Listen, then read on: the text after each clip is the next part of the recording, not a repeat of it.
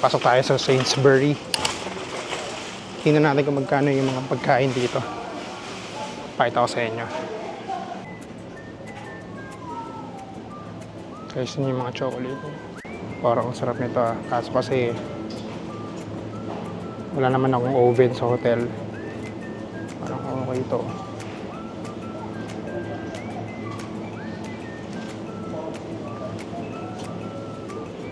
Yan yung chili chicken mini nila. Smoky drumstick.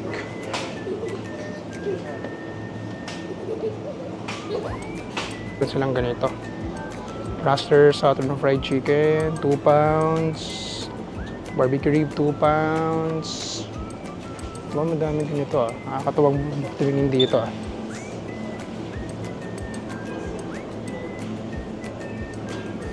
Then, meron silang mga antipasti cheddar sa 3.50 pounds.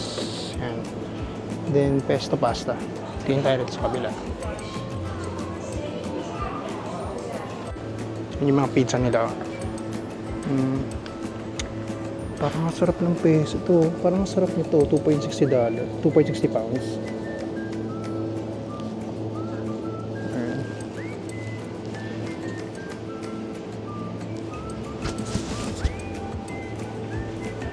Yan yung mga price sa mga pizza nila guys. Sila sa mga pastries.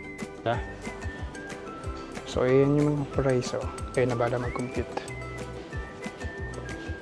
So may mga nakikita kayo naka-sale. Ito na kung masarap to. Bili kaya ako ito.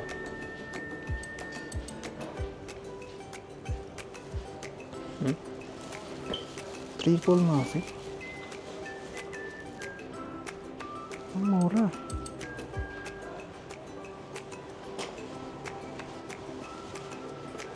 Ito yung donut nila oh.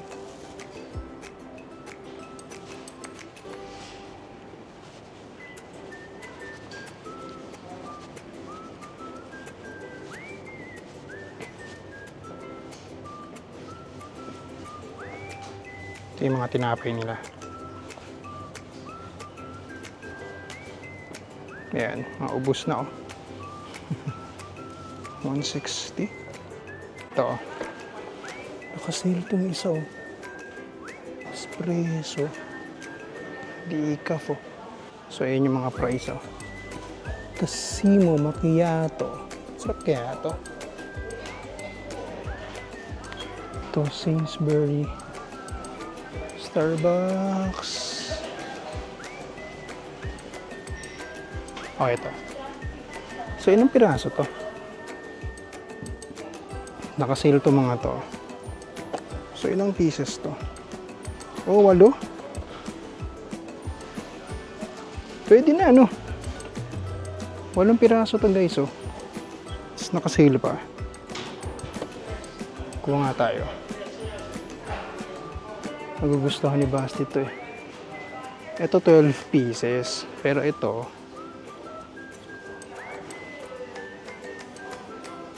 2.35. Parang ano tayo? 250. So parang 150. Okay. Ito. Ano to? Golden Honey 7 sachets.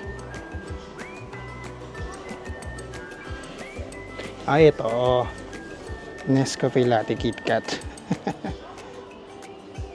Magugustuhan ni Basti ito. Kuha tayo. Tapos Irish Latte. Kuha tayo nito.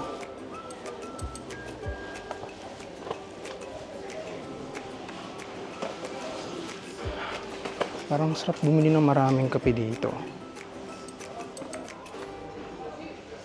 Ito, mocha. Double choco mocha. Tapos, ano ba? Nescafe Gold, meron tayo niyan sa Pinas eh. Nakakatuwang mamili rito guys oh. Good luck lang sa ano natin. Sa excess baggage.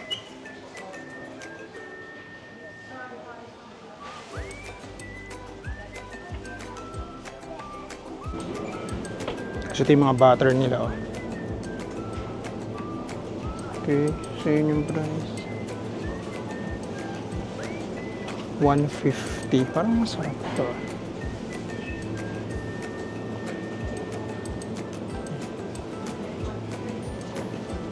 Ay, mga yogurt nila. So, ito yung mga cheese nila. Yan yung mga price. Yan, ganun mag-compute. 4 pounds. Ito.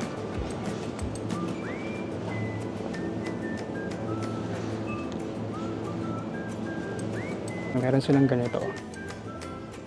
Mga fajita. The nachos. Wasabi katsu. Parang masarap nito.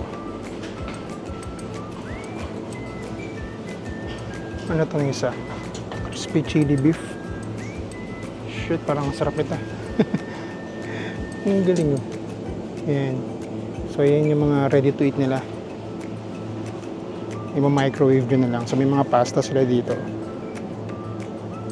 Yan yung mga price. May lasagna. Ano to? Vegetable moussaka, lamb moussaka. Ayan. Tapos ano to? Ayan, dami nilang mga pagkain dito.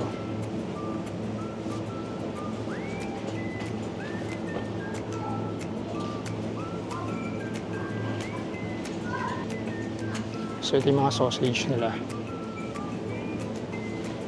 Ayan yung mga price. Kayo na bahala mag-compute.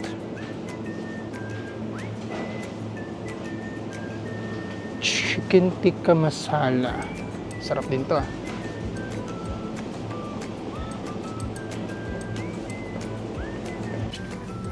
Guys, ito yung prutas sila dito. Mansanas sila, medyo mura dito ah.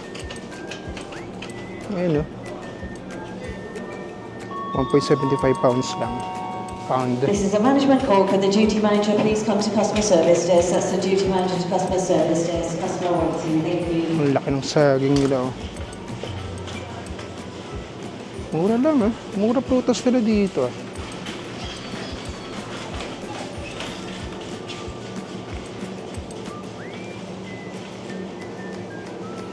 So yan yung mga price ang ano nila. Orange. Nakakatawa naman na mas mura dito. So ayan. Ito yung mga milk section nila. Ayan yung mga price. Arla. Parang mas mura yung mga gatas dito. Kaysa sa atin.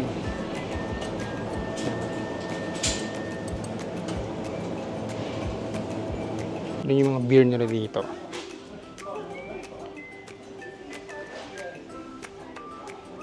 So, ayan yung mga price ng mga beer nila. Tumitingin nga ako eh. Gusto kong bumili ng beer eh.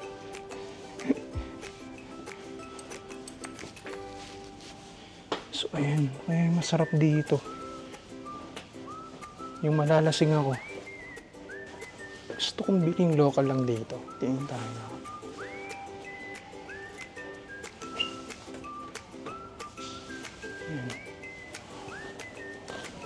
Baka mali tayong makuha. Maganda yung isang set na. Of course. Corona. Oh, ito. 6 pound lang. 4 na. So, magkano sa atin yun? So, more or less, mga 500 pesos. Mura na nga ito kasi nung isang gabi, nung nag-dinner kami, umorder ako ng Sambil sa restaurant, 5 pounds. So,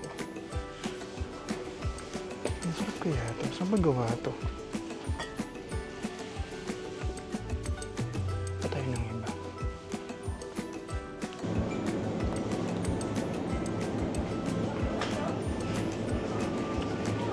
Cheese and onion, ano ba yan? Kuiche? 2 pounds lang oh. Tapos, parang siyang pizza, pero parang medyo healthy siya. Steak.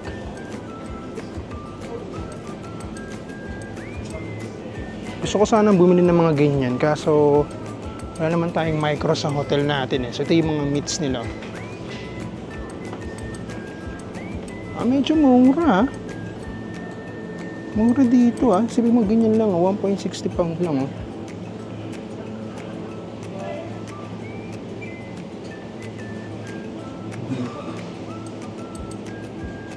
Yung mga ham nila oh.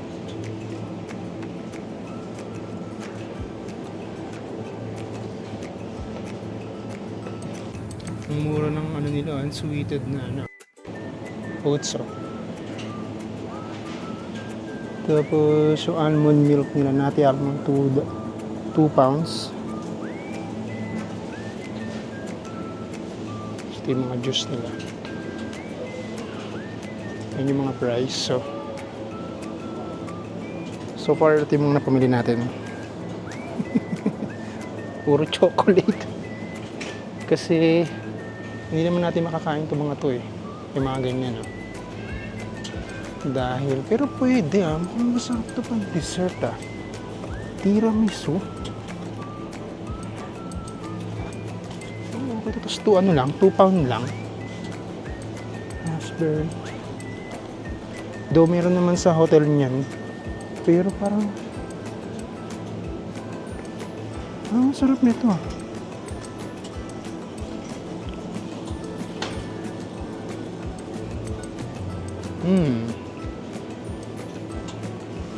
Belgian chocolate buns.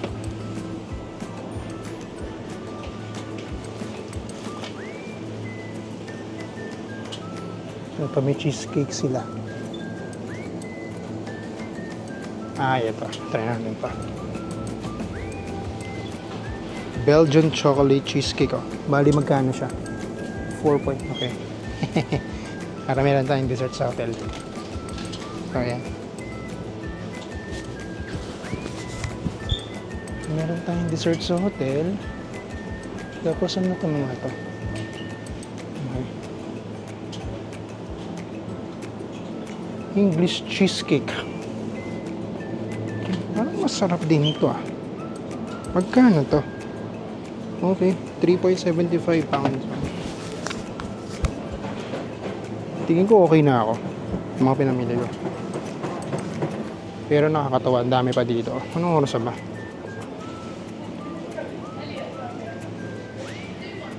Mga to. Tiramisu.